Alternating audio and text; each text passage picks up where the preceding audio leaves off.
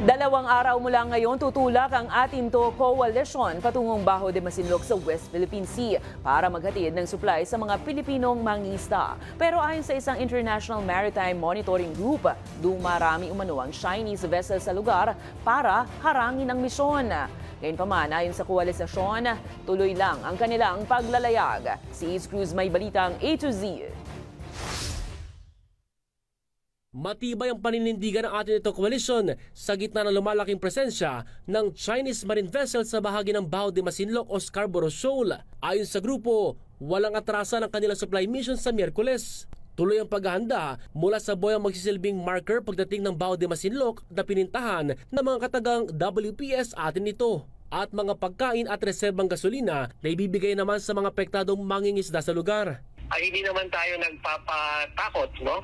At tayo magpapatuloy sa ating paglalayag, not to provoke, but to invoke our legitimate rights sa ating mismong teritoryo. Gate ng grupo, hindi naman sila nangahamon ng away sa China. Nais lang nilang makapagbigay ng tulong sa mga mangingisdang naiipit sa pambuburi ng China sa rehiyon. Nagbibigay ng mas malalim na pagpapatunay na kailangan natin patuloy na pumunta roon sa ating teritoryo upang i-civilianize yung buong rehiyon na yun, yung bahagi na yun ng ating West Philippine Sea na patuloy na minimilitarize ng illegal na presensya ng bansang China. Ayon sa Maritime Monitoring Group na Sealight, nagpadala umano ng mas malaking pwersa ang China sa Scarborough Shoal para harangin ang supply mission.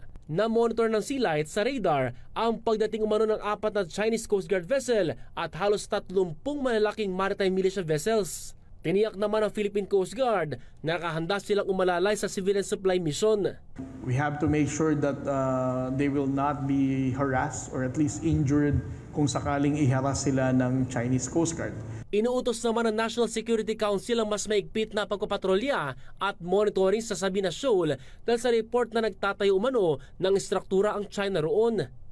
We are alarmed by all of this development at kaya the National Task Force West Philippine Sea led by Secretary Anyo has already directed mas maigting na pagbabantay sa lahat ng mga features natin at lahat ng mga features within the West Philippine Sea. Ayon sa Armed Forces of the Philippines, hindi itinuloy ng China ang konstruksyon dahil sa presensya ng Philippine Coast Guards doon.